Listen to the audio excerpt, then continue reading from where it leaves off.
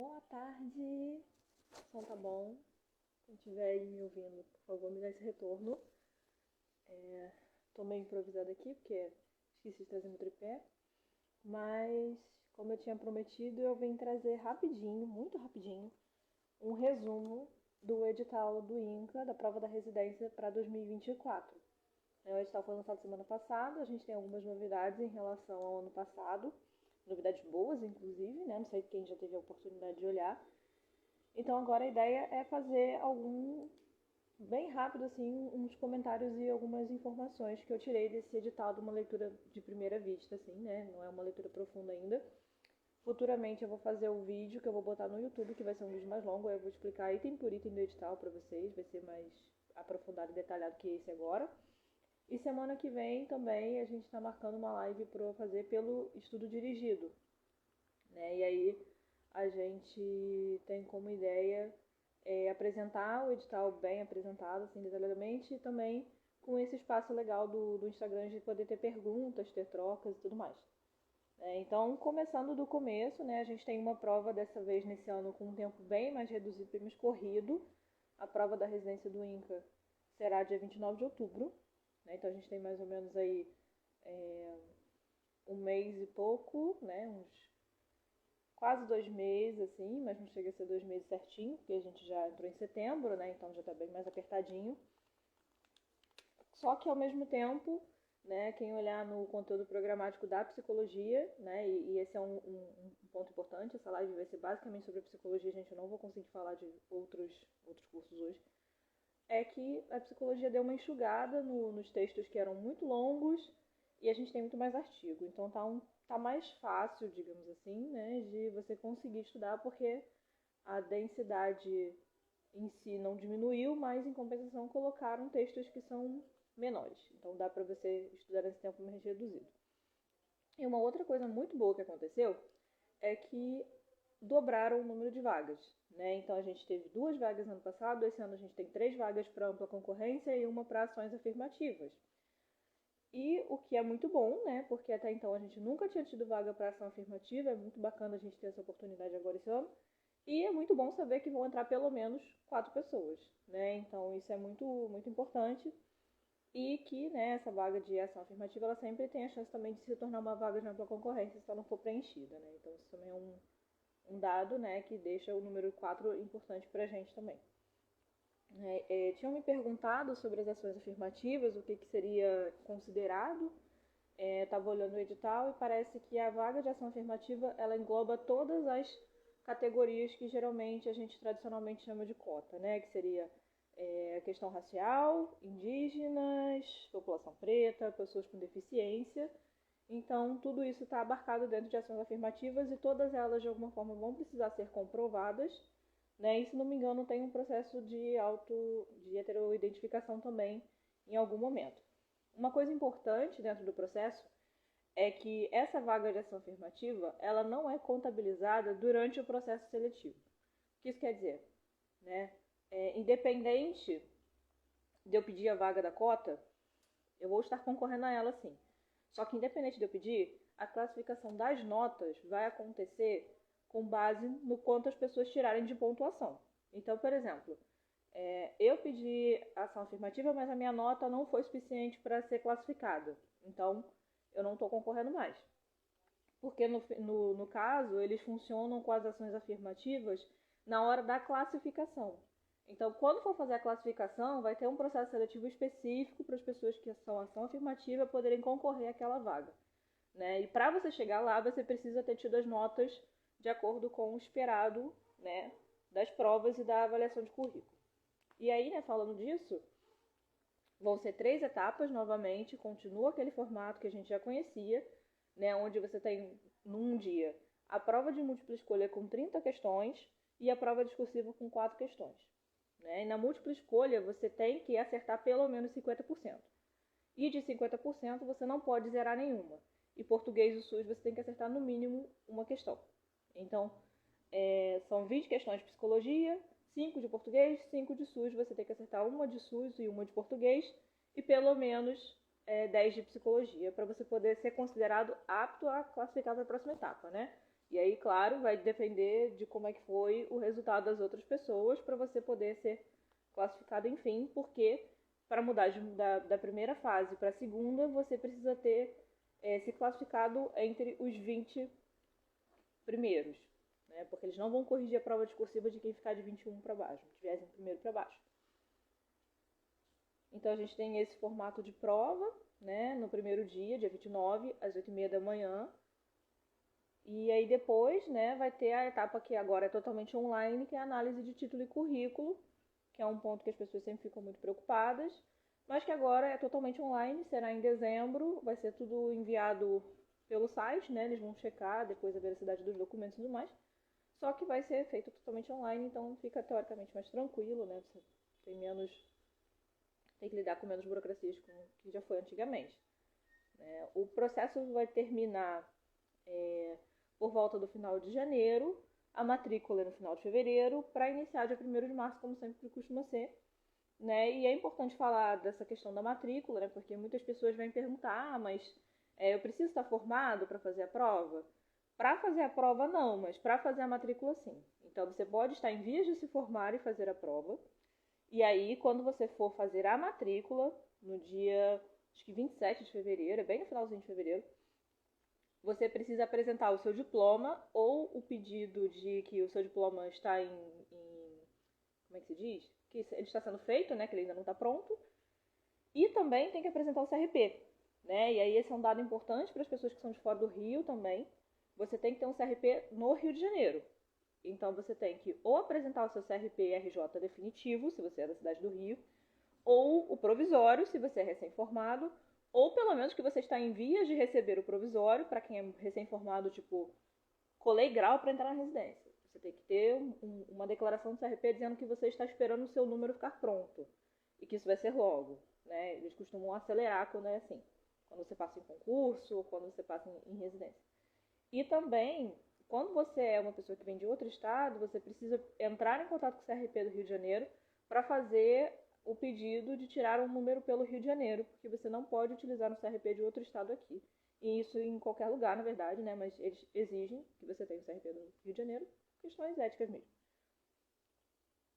Então aí justamente, né, a gente tem esse funcionamento com relação a esse processo, né, de classificação e tudo mais. A bolsa atualmente ela teve um reajuste, né, então ela está em 4.106,09. Porém, né, a gente tem que se lembrar que existem descontos, existem outras coisas, então você não recebe necessariamente esse dinheiro assim, líquido, né? A gente sempre recebe um pouco menos, para não criar também muita expectativa. Mas, de qualquer forma, é um salário que, né, não dá para descartar, porque, né, hoje em dia a gente tem poucas vagas que oferecem isso, assim, né? Principalmente nessa área. Eu tô com uma colinha aqui de coisas que eu achei que são importantes, né? Já falei da matrícula. Outro ponto importante com relação à residência é que ela costuma ser dedicação exclusiva, até porque são 60 horas, então dificilmente você vai conseguir fazer outra coisa junto. Existem algumas opções e algumas categorias que têm alguns formatos que até dá para tentar conciliar e tal, mas costuma ser muito difícil e, né, apesar da residência não significar um vínculo empregatício, você não é um CLT, você não tem um contrato de vínculo empregatício, existem outras questões que fazem com que você não possa ter um vínculo formalmente ao mesmo tempo em que você está na residência, além da questão da carga horária, né, que já é por si só incompatível com quase tudo que existe.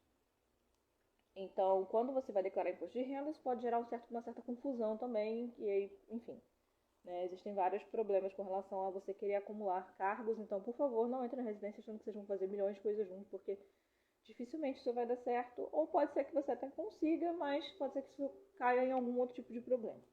Não é bom a gente arriscar muito nesse ponto. Outro ponto importante é para quem já tem uma residência, você pode fazer outra residência, acho que são até duas que você pode fazer, porém, a sua segunda residência não pode ser igual à primeira, porque isso consiste em desclassificação automática. Pelo menos no INCA, se você já tem uma residência em oncologia, você não pode fazer a residência do INCA em oncologia. Você poderia fazer uma residência em outro tema, em outro lugar, mas não com o mesmo tema. Então, né, porque às vezes as pessoas fazem, né, duas residências em temas bem diferentes, tipo saúde da família, oncologia, saúde da família, saúde mental e psicologia clínica institucional. Então, assim, né, aí você poderia fazer, mas nunca duas iguais. Também tem que ter contribuição individual, né? Esse é um ponto importante, tem que estar cadastrado, tem que ter cadastro no PIS ou no NIS também. Com relação à matrícula também, tem os dados que são importantes, né? Principalmente os dados de saúde, para quem for fazer a prova já ir se organizando com relação a isso. Primeiro é sempre a caderneta de vacina, né? A gente precisa ter ela atualizada, principalmente quem trabalha em hospital. A gente é sujeito a contágio de muitas coisas que não são tão comuns na vida diária, então é importante a gente estar sempre com isso bem organizadinho, né? Fora as vacinas da Covid em si, que é uma coisa que todas as instituições de saúde costumam pedir. Mas também, no caso da matrícula do INCA, eles pedem algumas coisas em específico, que são alguns tipos de exame, né, que você tem que fazer antes de fazer a matrícula. Então, a matrícula sendo no final de fevereiro, pode ser que no final de janeiro, início de fevereiro, você faça o exame de sangue, os exames que eles pedem, isso vem escrito no edital também quais são os exames, né, não é nada muito extraordinário, são alguns tipos de exame de sangue, hepatite, essas coisas. E um atestado de saúde emitido por um médico até 30 dias antes da matrícula também. Então, isso é uma coisa assim, não só fazer o exame, mas também passar por um clínico geral ou por algum tipo de médico que possa te dizer que você está lá. Tem um modelo também no edital de como é que é ser atestado, também não é nada muito extraordinário, né? Mas são coisas que você precisa ter para apresentar a matrícula, que também geram uma certa... Né? Se deixar para cima da hora, pode ser que se enrole. Agora também, né? Duas coisas que mudaram ao longo do tempo, assim. O INCA agora pede um seguro de vida antes de você entrar na residência, isso é uma coisa mais recente, né? Então você já tem que ter um seguro de vida e tem que apresentar no dia da matrícula. E a outra coisa é que a conta, né? Antigamente eram só as contas tipo Brasil e Caixa, e agora eles estão pedindo Bradesco, Santander e Itaú, né? Então, se você precisar abrir uma conta, costuma ser fácil nesses bancos, mas você precisa já ter uma conta ativa quando for receber a bolsa. Então, pode ser que isso dê algum problema se você deixar muito para cima da hora, mas costuma ser também fácil de resolver, né? Então, dos textos da psicologia, a gente teve uma mudança importante, como eu já tinha mencionado rapidinho, principalmente, né, com base em alguns livros, né, e foram incluídos mais artigos até mais recentes, artigos de áreas até mais amplas, né? Entrou um artigo de bioética, entrou uma referência nova de cuidados paliativos que foi lançada agora em abril, então assim tem umas coisas bem recentes, tá bem interessante, né? E outros textos clássicos continuaram, Luta e Melancolia tá lá, O Nascimento do Hospital tá lá, então tem muita coisa clássica que está se mantendo. E aí a ideia, né, é que agora a gente consiga, né, ter um estudo conciso, né, até porque são acho que menos de 60 dias para a prova, então também não vai dar tempo de se extrapolar muito em muitas coisas. Então é bom, né, ser mais objetivo agora estudando, né? Então, bem resumido, o edital é isso. No futuro eu vou fazer o vídeo explicando os itens melhor, um por um e tal, e fazendo esses comentários todos, né, e aprofundando. E semana que vem tem a live com o estudo dirigido, onde também tem a ideia de não só fazer esses comentários, mas também de poder vocês perguntarem e poder a gente fazer alguma troca, assim, até de entender quais são as dúvidas de vocês, porque, né, por mais que a gente esteja até um pouco, digamos assim, acostumado com alguns editais, né, todo ano muda alguma coisa e a gente sempre tem que estar por dentro, né, e podendo trocar, né, porque às vezes dá algumas dúvidas na leitura e faz parte, até porque, né, não são textos, edital, por exemplo, não é uma coisa que a gente conviva, né? A gente olha alguns, mas a gente não fica toda hora lendo. A gente faz isso com os conteúdos acadêmicos que a gente está acostumado. Então é isso, enfim, agradeço a atenção de todo mundo que pôde estar aqui agora. Agradeço também você que está assistindo o que ficou gravado. E até o próximo vídeo e até a próxima live. Um abraço.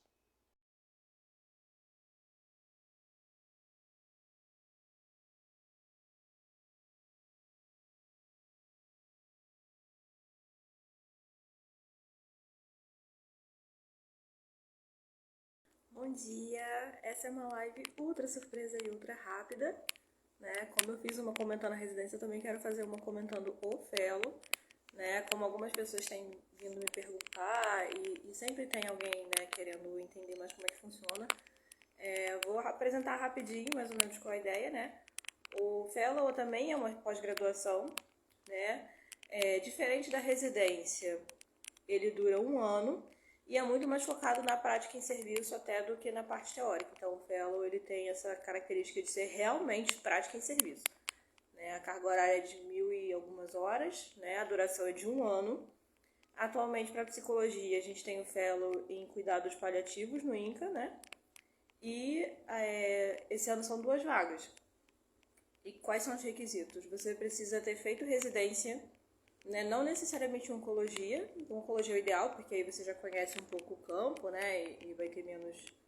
Talvez você tenha menos dificuldade de se adaptar. Mas, além da residência em oncologia, você pode ter feito qualquer outra residência. O importante é que você tenha feito algum tipo de pós-graduação que tenha uma carga horária mais extensa, né? E que tenha tido parte prática. Então, outras pós-graduação que tenham parte prática, tipo a psicologia médica da UERJ, enfim, existem mais algumas aí que entram nos requisitos para fazer o Fellow.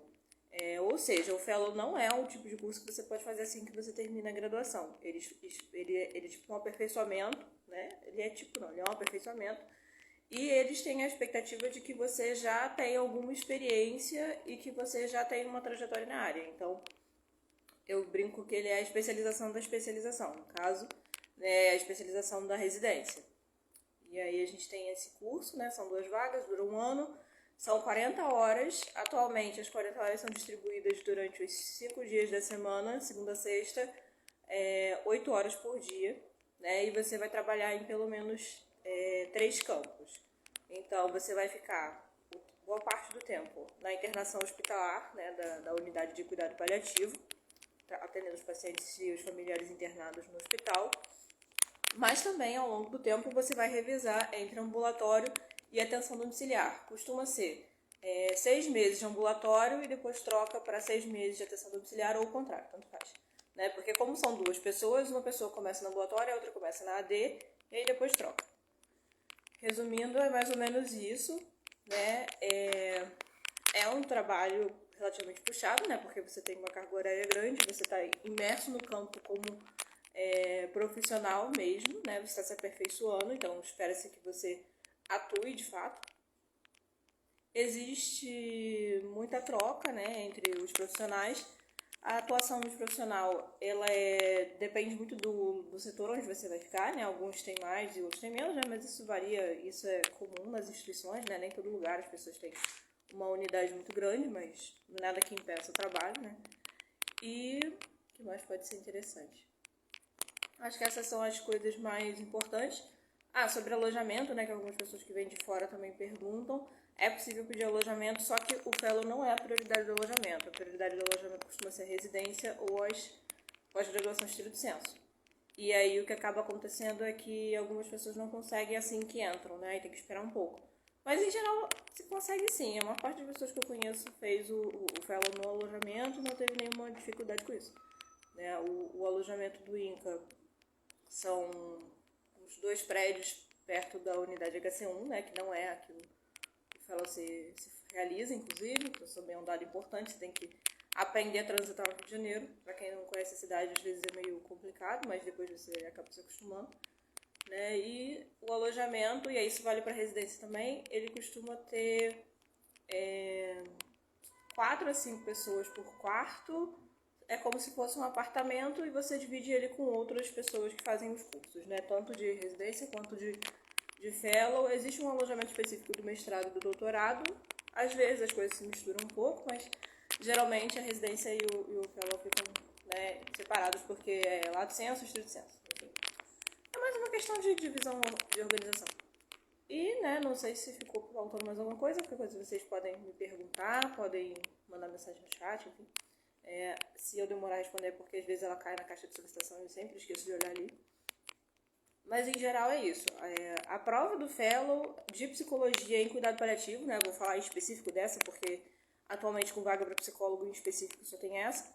Ela é feita por questões discursivas. Então, uma dica para estudar é ir treinando escrita, né? Porque você tem um limite de linhas para escrever. E, né, tem que ser objetivo de acordo com o que a questão está pedindo. Então, você vai estudar os conteúdos do edital, né? O edital já dá quais são os textos que eles vão cobrar na prova. E aí, a partir disso, você elabora um pequeno texto, acho que são 10 linhas, não passa muito disso, se passar vai ser 15. Né? Então a gente tem que aprender a ser sucinto, objetivo e direto, sem deixar de responder a questão. Né? Então isso é um ponto importante também. Eu sempre recomendo ir treinando escrever, porque hoje em dia, né, como a gente faz muita coisa no computador, a gente acaba perdendo um pouco essa coisa de escrever por muito tempo, né? E pode ser que isso deixe a pessoa cansada, né? Para residência também, porque a residência também tem prova discursiva, então é bom a gente sempre ir treinando a parte discursiva. Mas a prova do Fellow em específico, se não me engano, são 4 ou 5 questões discursivas. E aí você vai escrever sobre aqueles textos que estão ali na referência e é mais ou menos isso. Né? Não tem prova de título, até onde eu me lembre, e né, são 2 vagas. Então vai ser classificado de acordo com o rendimento da prova. Né? E é isso, assim, resumindo bem, o edital é isso. E aí, como eu falei, qualquer dúvida pode entrar em contato comigo. E é uma experiência muito boa, assim, pelo menos pra mim foi muito importante. Né? Para quem quer fazer uma pós-graduação em cuidados paliativos, realmente é uma coisa que compensa muito, porque ele tem um campo prático muito extenso. Assim, você vai passar muito tempo na prática ali com pacientes, com familiares, com a equipe, interagindo. Então você pega muita experiência e você se desenvolve muito bem, né? Mas enfim, para quem tem interesse em trabalhar com cuidado paliativo, é uma especialização muito boa, muito importante, gratuita, né? E você ainda tem a bolsa, né? Acho que foi uma coisa que eu não falei. A bolsa atualmente eu acho que é 2.700, né? Porque a carga horária é menor que a da residência, então a bolsa acaba sendo menor também. E não tem os descontos. Você paga INSS por fora, se não me engano. Eles pedem para você pagar autonomia. E acho que é isso. Então, assim, é um salário, não é o melhor do mundo, mas é uma bolsa, né? Então a ideia é ser um apoio de estudo, né? E não um salário.